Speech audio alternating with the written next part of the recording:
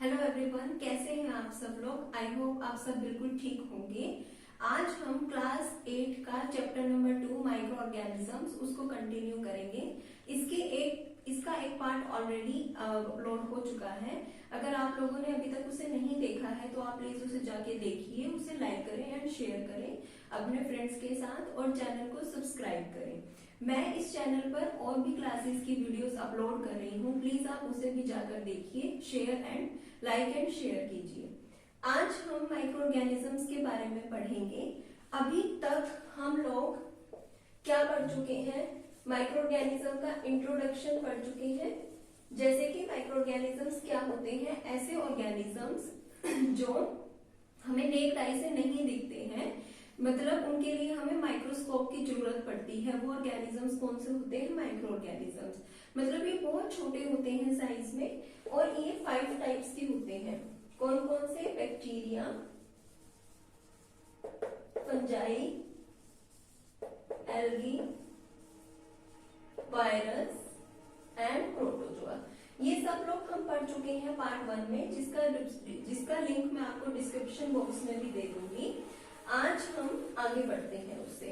देखो, जो micro organisms होते हैं वो हमारे लिए फ्रेंड भी होते हैं और हमारे दुश्मन भी होते हैं। जो दुश्मन वाला पार्ट है वो हम आगे करेंगे। आज हम वो पढ़ेंगे कि माइक्रोब्स हमें यूजफुल कैसे होते हैं या फिर वो हमारे लिए किस तरह से हमें वो बेनिफिट पहुंचा सकते हैं।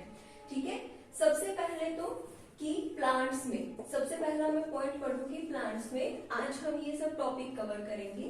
प्लांट्स के अंदर अगर हम देखें तो कैसे होता है, प्लांट्स में राइजोबियम बैक्टीरिया, राइजोबियम एक बैक्टीरिया होता है जो कहाँ प्रेजेंट होता है, लेग्यूमिनस प्लांट्स होते हैं। लेग्यूमिनस प्लांट्स की जो रूट्स होती हैं वहां पे बहुत सारे नोड्यूल्स होते हैं, लेग्यूमिनस प्लांट्स कौन से प्लांट होते हैं, वो प्लांट जिनके रूट नोड्यूल्स में राइजोबियम बैक्टीरिया होता है। फॉर एग्जांपल पी प्लांट, ठीक है, पी प्लांट, उनके रूट्स के अंदर ये नोड्यूल्स होते हैं, वहां पे राइजोबियम बैक्टीरिया रहता है। अभी क्या काम करता है, देखो जैसे कि आपको पता है हमने एक बार किसी भी सॉइल के ऊपर क्रॉप उगाई तो वो क्रॉप जो होती है वो सॉइल के जितने भी न्यूट्रिएंट्स होते हैं उन सबको कंज्यूम कर देती है। तो अगर हमें उनको दोबारा से रेप्लेनिश करना होता है, रिस्टोर करना होता है, तो हम कोई भी लेग्यूम्स लगा देते हैं, क्योंकि जो लेग्यूम्स में जो बैक्टीरिया प्रेजेंट होता है वो एटमॉस्फेरिक नाइट्रोजन, जो नाइट्रोजन एटमॉस्फेयर में प्रेजेंट होती है उसे फिक्स कर देता है। ठीक है, क्योंकि आपको पता है कि प्रोटीन्स का इंपॉर्टेंट कॉन्स्टिट्यूएंट क्या होता है, नाइट्रोजन। प्रोटीन्स किससे मिलकर बने होते हैं, नाइट्रोजन से। तो नाइट्रोजन बहुत जरूरी होता है और जो एटमॉस्फेयर में नाइट्रोजन प्रेजेंट है उसे हम डायरेक्टली यूज नहीं कर सकते, हमें कोई ना कोई सब्सटेंस चाहिए होता है जो उसको क्या कर सके, फिक्स कर। तो इस वजह से जो राइजोबियम बैक्टीरिया होता है वो एटमॉस्फेयर में जो नाइट्रोजन प्रेजेंट होती है उसे फिक्स कर देता है। तो इस तरह से ये बैक्टीरिया प्लांट्स के लिए यूजफुल है। ठीक है, अब हम आगे बढ़ेंगे इन ह्यूमन बॉडी, ह्यूमंस के लिए ये कैसे यूजफुल है। इन ह्यूमंस, जैसे कि आप क्लास 7 में पढ़ के आए होंगे कि हमारे गट में बहुत सारे बैक्टीरिया प्रेजेंट होते हैं, ये बैक्टीरिया क्या करते हैं, ये बैक्टीरिया ऐसा एसिड प्रोड्यूस करते हैं जिसकी वजह से जो हार्मफुल बैक्टीरिया होते हैं या जो हार्मफुल माइक्रोब्स होते हैं वो ग्रो नहीं कर पाते। तो हम देखेंगे कि जो ये बैक्टीरिया होते हैं, एक तो हमें प्रोटेक्शन प्रोवाइड करते हैं, ये बैक्टीरिया खुद ही ऐसा एसिड बना देते हैं जिससे और बैक्टीरिया ना आ सके जो हमारे लिए हार्मफुल होते हैं।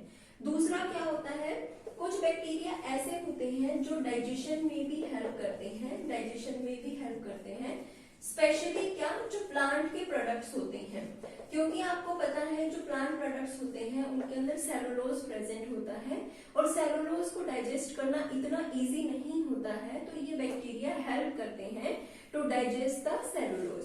तो इस तरह से ये हमें एक तो प्रोटेक्ट भी करते हैं और हमारे डाइजेशन में भी हेल्प करते हैं। ठीक है, और आपको ये भी पता पता होगा कि आपके माउथ के अंदर भी बैक्टीरिया प्रेजेंट होते हैं जो आपको कोई भी हार्म नहीं करते हैं। ठीक है, अब हम पढ़ेंगे फूड इंडस्ट्री में। फूड इंडस्ट्री में इनका रोल बहुत ज्यादा इंपॉर्टेंट है, आप लोग अच्छे से पढ़ेंगे ये। For the formation of curd, formation of curd, मैं आपको एक एक्टिविटी समझाती हूँ, आप चाहे तो उसे घर पे कर भी सकते हैं। आप अलग अलग 3 कंटेनर लेंगे, उनके अंदर आपको मिल्क ऐड करना है। इसमें आपको बॉइल्ड मिल्क लेना है बिल्कुल गर्म, इसमें आपको कोल्ड लेना है बिल्कुल ठंडा, इसमें आपको ल्यूक लेना है, ल्यूक मिल्क में जो ज्यादा ना तो गर्म हो ज्यादा ना ठंडा हो, निवाया हो जो। ठीक है, इसके अंदर आप 1 स्पून कर्ड का ऐड करेंगे। ठीक है, तीनों में ही आपने कर्ड ऐड कर दी, यहाँ पे कर्ड ऐड कर दी आपने 1 स्पून। आफ्टर 5 to 6 आवर्स आप लोग देखेंगे कि क्या इसके अंदर कर्ड की फॉर्मेशन होगी, नहीं। क्या इसके अंदर कर्ड की फॉर्मेशन होगी, नहीं। पर ल्यूक मिल्क में क्या होगी, कर्ड की फॉर्मेशन होगी। ऐसा क्यों हुआ, क्योंकि बैक्टीरिया को भी ग्रो करने के लिए एक पर्टिकुलर एनवायरनमेंट चाहिए होता है, एक पर्टिकुलर टेम्परेचर पे ही ये लोग क्या कर सकते हैं, ग्रो कर सकते हैं। ठीक है, अब मैं आपको समझाऊंगी कि कर्ड की फॉर्मेशन कैसे होती है। पहले तो आपको ये ध्यान रखना है कि मिल्क के अंदर जो शुगर प्रेजेंट होती है उसे हम बोलते हैं लैक्टोज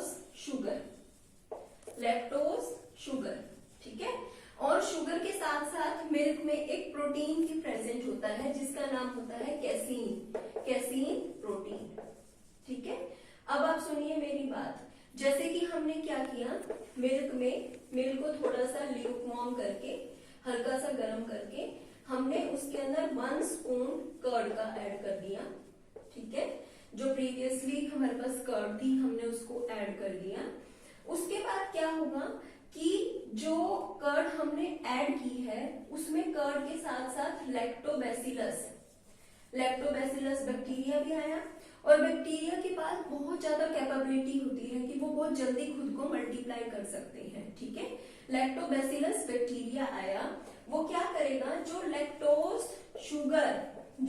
शुगर आपके मिल्क में प्रेजेंट है उसको किस में कन्वर्ट कर देगा, लैक्टिक एसिड में।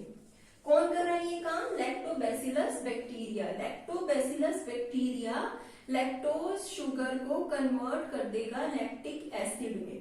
जब कभी भी जो आपका मिल्क है या कोई भी एनवायरनमेंट एसिडिक हो जाता है तो उसके बाद जो प्रोटीन्स होते हैं, प्रोटीन जो है इसके अंदर वो क्या होता है, वो क्लम्प हो जाता है, मतलब इकट्ठा हो जाता है, और उसके बाद क्या होती है, आपकी कर्ड की फॉर्मेशन हो जाती है। ठीक है, इसी वजह से आप लोगों ने देखा होगा due to presence of acid are generally sour in test, वो खट्टे होते हैं।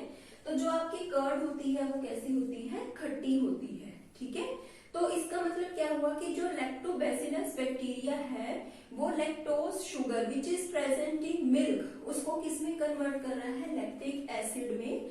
लैक्टिक एसिड जो प्रोटीन प्रेजेंट है ऑलरेडी मिल्क में उसको क्लम्प कर रहा है और वही क्या बन रही है, आपकी कर्ड बन रही है। ठीक है, तो ये आपको इसका मैकेनिज्म जो है ये आपको ध्यान रखना है, ये आपका इंपॉर्टेंट है।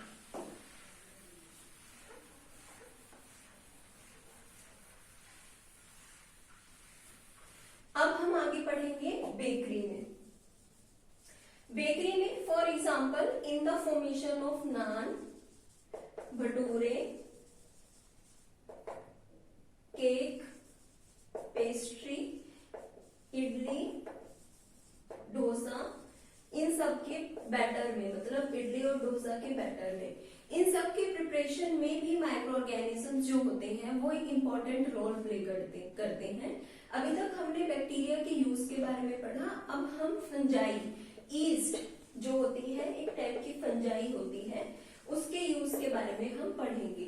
ईस्ट जो होती है उसे हम जनरली लैंग्वेज में खमीर भी बोलते हैं। आप लोगों के घर में वो इजीली अवेलेबल होगी, तो आप लोग जाइएगा और अपनी मदर से पूछिएगा कि वो ईस्ट को किस फॉर्म में यूज करते हैं। ठीक है, कहाँ कहाँ उसके एप्लीकेशंस यूज किए जाते हैं। तो फंजाई प्रेजेंट होती है, वो क्या करती है, जैसे फॉर एग्जाम्पल हमें भटूरे बनाने हैं तो हम क्या करते हैं, रात में मैदा लेते हैं, ठीक है, मैदा ले लिया, मैदा लेने के बाद उसके अंदर हम ईस्ट ऐड कर देते हैं। ठीक है, मैदा में कुछ ना कुछ शुगर प्रेजेंट होगी, कोई ना कोई शुगर प्रेजेंट होगी, वो किस में कन्वर्ट हो जाती है, अल्कोहल में और कार्बन डाइऑक्साइड में। मतलब कार्बन डाइऑक्साइड जो फॉर्म होती है वो उसके अंदर ट्रैप रहती है। ठीक है, फिर उसके बाद जैसे ही आप इसे थोड़ा सा हीट करते हो, मतलब जो आपने डो प्रिपेयर किया है उसे आप हीट करते हो, तो जो कार्बन डाइऑक्साइड उसके जो बबल्स हैं वो थोड़े हीट होते हैं और वो एस्केप करने की कोशिश करते हैं, जिसकी वजह से जो आपने की है, जो भी आपने डिश प्रिपेयर की है, उसके अंदर फ्लफीनेस आती है। ठीक है, तो जो ईस्ट है बेसिकली वो क्या प्रिपेयर कर रही है, कार्बन डाइऑक्साइड, वो जो ट्रैप हो जाएगी, हीट होते ही वो एस्केप करने की कोशिश करते हैं और जिसकी वजह से फ्लफीनेस आती है। ठीक है, तो ये क्या हुआ आपका कि ईस्ट जो है वो आपको फ्लफीनेस, जो भी सब्सटेंस वगैरह आप ऐसे खाते हैं जो थोड़े फ्लफी होते हैं, उनके अंदर यूज होती है। ठीक है, अब हम पढ़ेंगे अल्कोहलिक बेवरेजेस।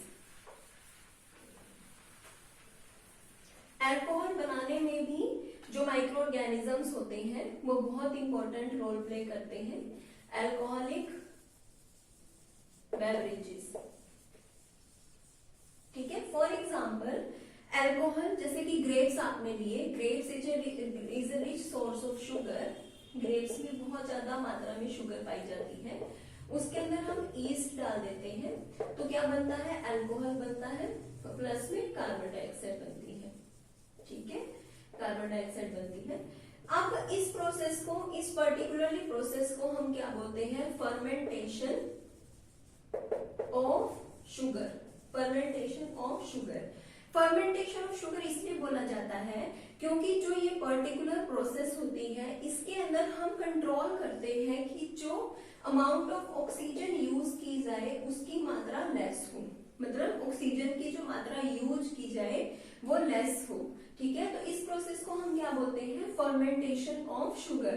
तो आपको ये पूरा ध्यान रखना है कि alcohol is formed by fermentation of sugar. कौन इसके अंदर यूज आ रहा है, ईस्ट। ईस्ट क्या करती है, ये प्रोसेस करती है कि शुगर को किस में कन्वर्ट कर देती है, अल्कोहल में और कार्बन डाइऑक्साइड में। कार्बन डाइऑक्साइड पर discussion we have already done in the previous, जो बेकरी वाला जो एप्लीकेशन था उसमें हम कर चुके हैं। अब आज का लास्ट एप्लीकेशन हम पढ़ेंगे एज फूड। जो माइक्रो ऑर्गेनिजम्स होते हैं वो एज फूड, मतलब फूड की तरह भी खाए जाते हैं। फॉर एग्जाम्पल सीवीड्स, सीवीड्स बहुत सारी सर्टेन कंट्रीज में खाया जाता है। ठीक है, इवन एल्गी जो होती है वो भी बहुत सारी कंट्री में कंज्यूम की जाती है, जैसे कि रेड एल्गी, ब्राउन एल्गी, इन सब का बहुत ज्यादा यूज किया जाता है खाने में। ऐसा क्यों हुआ, क्योंकि जो एल्गी होती है वो अपना खाना खुद बना सकती है। एल्गी जो होती है वो खुद अपना खाना बना सकती है। ये हमने ऑलरेडी पढ़ा था कि एल्गी ऑटोट्रोफ्स होते हैं, वो फोटोसिंथेसिस कर सकते हैं, खुद अपना खाना बना सकते हैं। ठीक है, तो एल्गी खुद अपना खाना बना सकती है, इसलिए लोग उसे कंज्यूम करते हैं because they are very rich in fibres and proteins. ये फाइबर्स एंड प्रोटीन्स में बहुत ज्यादा रिच होते हैं, मतलब they are good source of proteins and fibres. ठीक है, तो सिमिलरली मशरूम भी एक टाइप की क्या होती है, फंजाई होती है। Mushroom is an edible fungi, edible मतलब जिसे हम खा सकें, एडिबल फंजाई होती है। ठीक है, बेसिकली ये 2 टाइप्स की होती है, मैं जनरल आपको बताऊंगी, button mushroom and toadstools. Button mushroom तो कौन सी है, जो हम खाते हैं, जो हम मार्केट से लाते हैं, जो हम कंज्यूम करते हैं, वो कौन सी होती है, बटन मशरूम, जनरली इस शेप की होती है वो। ठीक है, और टोडस्टूल भी इस जैसा ही दिखता है, बट मेक श्योर कि जब कभी भी आप मशरूम खाएं तो आप अच्छे से चेक करें, क्योंकि टोडस्टूल भी इसके जैसा ही दिखता है, but it is very poisonous. ये बहुत ज्यादा पॉइजनस होता है, बहुत ज्यादा जहरीला होता है। ठीक है। तो आपको जब कभी भी आप मशरूम कंज्यूम करते हैं तो आप प्लीज ध्यान रखें, जो मशरूम होता है उसे हम सब्जी की फॉर्म में भी खा सकते हैं, पिज्जा के ऊपर भी खा सकते हैं, और भी अलग अलग वैरायटी से इसे खाया जाता है। ठीक है, क्योंकि मशरूम जो होती है वो भी एक बहुत ज्यादा रिच सोर्स होती है विटामिन की। ठीक है, अब आपको ये याद रखना है कि जब कभी भी आप सिलेक्ट करें तो आप अच्छे से सिलेक्ट करें। ऑल ओवर द वर्ल्ड जितने भी मशरूम बनाए जाते हैं, जितने प्रोड्यूस किए जाते हैं, उसमें 40% जो मशरूम्स होते हैं वो कौन से होते हैं? बटन मशरूम्स होते हैं। ठीक है, तो आज के लिए सिर्फ इतना ही। अभी मैं आपको इनकी एप्लीकेशंस के बारे में बताती हूँ। प्लांट्स में जैसे राइजोबियम बैक्टीरिया लेग्यूमिनस प्लांट्स में प्रेजेंट होता है। फिर उसके बाद ह्यूमन बॉडी में बहुत सारे बैक्टीरिया गट में प्रेजेंट होते हैं। फूड इंडस्ट्री में कर्ड में लैक्टोबैसिलस बहुत ज्यादा हेल्पफुल करता है। वो पूरा आपको याद रखना है कि कैसे कर्ड की फॉर्मेशन होती है, ये आपका क्वेश्चन बन सकता है। बेकरी में ईस्ट का यूज किया जाता है, कार्बन डाइऑक्साइड जो होती है वो ट्रैप हो जाती है। अल्कोहल में भी ईस्ट का यूज किया जाता है, फर्मेंटेशन ऑफ शुगर। फूड में सीवेड्स हो गए या फिर मशरूम्स, इन दोनों को कंज्यूम किया जाता है। अगर आपको वीडियो अच्छी लगी हो तो प्लीज आप इसे लाइक एंड शेयर करें। अगर आपको कोई डाउट हो तो प्लीज उसे कमेंट सेक्शन में डालें। Thank you.